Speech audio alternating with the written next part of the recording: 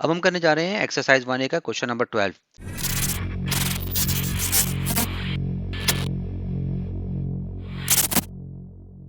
तो सबसे पहले हम क्वेश्चन रीड कर लेते हैं। David uses 504 1 centimeter cubes to make a cuboid. The perimeter of the top of the cuboid is 20 centimeter. Each side of the cuboid is longer than 2 centimeter. Find the possible height of the cuboid. सबसे पहले हमें पता होना चाहिए कि cuboid क्या होता है। Cuboid is a three dimensional rectangle. क्या होता है ये? लेंथ, ब्रेथ और हाइट। तो अगर क्यूबॉइड का हम वॉल्यूम निकालें तो वॉल्यूम क्या होता है इसका? Length multiply by breadth multiply by height. अब हमें क्वेश्चन में बोला गया है कि David uses 504 1 centimetre cubes to make a cuboid. तो अगर 1 सेंटीमीटर क्यूब अगर एक वॉल्यूम का अगर होता है 1 सेंटीमीटर क्यूब एक क्यूब का, तो इसका वॉल्यूम कितना निकल आएगा? Volume is equal to 504 multiply by 1 centimetre cube. तो इसका वॉल्यूम हमारे पास क्या हो जाएगा? 504 सेंटीमीटर क्यूब। ठीक है। अब हमें यहाँ पे क्वेश्चन में दिया गया है the perimeter of top of the cuboid is 20 centimetre. Perimeter क्या चीज होती है?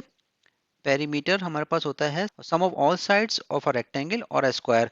तो अभी हमारे पास यहाँ पे रेक्टेंगल है, तो हम क्या कर सकते हैं, इसका हमें पेरीमीटर दिया हुआ है। पेरीमीटर क्या होता है? अगर लेंथ है, ये ब्रेथ है, ये लेंथ है और ये ब्रेथ है, तो पेरीमीटर का फॉर्मूला होता है हमारे पास length plus breadth plus breadth. तो हमारे पास पेरीमीटर यहाँ पे दिया हुआ है 20 और एल प्लस एल हो गया 2L प्लस 2B। इसमें से मैं 2 कॉमन निकाल लेता हूँ। L plus B is equal to 20। और इसकी मैं साइड्स अगर चेंज कर लूँ तो 2L plus B is equal to 20 और length plus B is equal to 22। यहाँ मल्टीप्लाई हो रहा है तो मैं इसको इस साइड पे लाके डिवाइड कर लूँगा, तो 20/2 हो जाएगा। 2 1 2, 2 10 20। तो लेंथ प्लस ब्रेथ हमारे पास क्या आ जाएगी? 10। एक तो हमें यहाँ पे हिंट मिल गया कि लेंथ और ब्रेथ का जो सम है वो हमारे पास 10 आ रहा है। ठीक है। और सेकंड चीज इन्होंने यहाँ पे बताई हुई है कि each side of the cuboid is longer than 2 centimetre. अब हम 504 के फैक्टर्स निकालेंगे। तो इन्होंने यहाँ पे अगर बोला हुआ है कि each side of the cuboid is longer than 2 centimetre, तो हमें 2 से अब हम नहीं करेंगे। ठीक है। तो अब हम नेक्स्ट जाएंगे 3 पे। तो 504 के जब हम फैक्टर्स निकालते हैं तो सम ऑफ द डिजिट मेथड अगर चेक करते हैं तो 5 + 4 9 होता है, तो हमें 3 से डिवाइड हो सकता है। तो ये हो जाएगा 3 1 3, 3 6 18 और 3 8 24।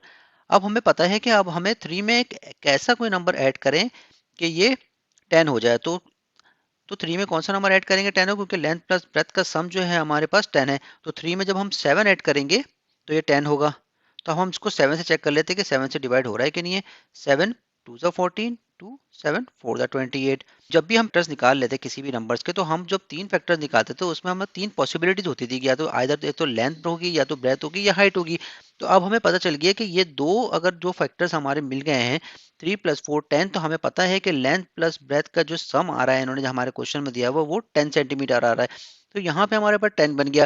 तो लास्ट साइड हमारे पास क्या बनती है? हम इसको फर्दर किसी और नंबर से डिवाइड नहीं करेंगे, हम इसको 24 से ही डिवाइड कर लेंगे। तो 24 1 24। तो इसके 504 के फैक्टर्स हमारे पास कौन कौन से आ गए? 3 × 7 × 24। तो दो अगर हमने लेंथ प्लस ब्रेथ का जो हमें सम था वो 10 था, तो हमारे पास पॉसिबल हाइट क्या बनी? ये लेंथ है, ये ब्रेथ है और ये हाइट है। तो पहली पॉसिबल हाइट हमारे पास क्या आ गई? 24 सेंटीमीटर। अच्छा, दूसरी पॉसिबिलिटी हम चेक करते हैं। दूसरी पॉसिबिलिटी हम इसको पहले किस नंबर से डिवाइड करके चेक कर सकते हैं? हम 504 के जब हम फैक्टर निकालते हैं तो हम पहले इसको 4 से चेक करके देख लेते हैं। तो 4 से डिवाइड हो जाएगा। तो 4 1 4, 4 2 8 और 4 6 24। अब 4 में हम कौन सा नंबर ऐड करेंगे जो ये 10 बन जाए, क्योंकि हमें पता है लेंथ और ब्रेथ का सम जो है 10 सेंटीमीटर आ रहा है। तो हम इसमें 6 ऐड करेंगे और इसको 6 से डिवाइड करके देखेंगे। तो 6 2 12 और 6 1 6। तीसरी साइड के लिए भी लास्ट हम इसको 21 से डिवाइड कर देंगे।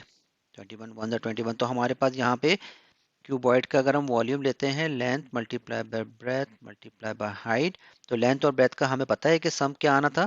10 आना था। तो 4 मल्टीप्लाई बाय 6 मल्टीप्लाई बाय 21। तो हमारी सेकेंड पॉसिबिलिटी क्या बन गई हाइट की?